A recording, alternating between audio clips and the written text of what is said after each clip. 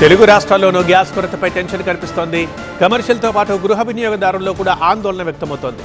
విజయవాడలో ఇప్పటికే మూతపడ్డాయి కొన్ని హోటళ్లు, రెస్టారెంట్లు. గ్యాస్ కొరతతో ఏపీ విజయవాడ హోటల్స్ అసోసియేషన్ చర్చలు సాగిస్తున్నారు. ఇవాళ సీఎం చంద్రబాబు మంత్రి నాదెండ్లను కలవాలని నిర్ణయం తీసుకున్నారు. ఆన్లైన్ ఫుడ్ ఆర్డర్లు నిలిపివేయాలని ఏపీ హోటల్స్ అసోసియేషన్ ఆలోచన చేస్తోంది. అయితే కలెక్టర్ల సదస్సులో గ్యాస్ సరఫరాపై ఆరా తీశారు సీఎం చంద్రబాబు. డొమెస్టిక్ సిలిండర్లకు ఇబ్బంది లేదంటున్నారు సివిల్ సప్లై అధికారులు. కమర్షియల్ గ్యాస్కి మాత్రం తీవ్ర ఇబ్బందులుంటాయన్నారు. మంత్రివర్గం ఉపసంఘం ఏర్పాటుకి చంద్రబాబు ఆదేశాలు ఇచ్చారు. గ్యాస్ కొరత లేకుండా కేంద్రంతో సంప్రదింపులు జరపాలన్నారు సీఎం. ప్రజలకు ఎలాంటి ఇబ్బందులు రాకుండా ఉండాలన్నారు బాబు.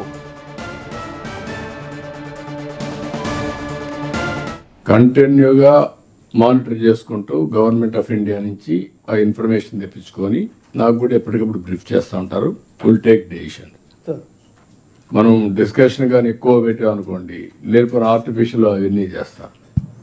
మనం సిచ్యువేషన్ హ్యాండిల్ చేయాలి, విల్ హ్యాండిల్.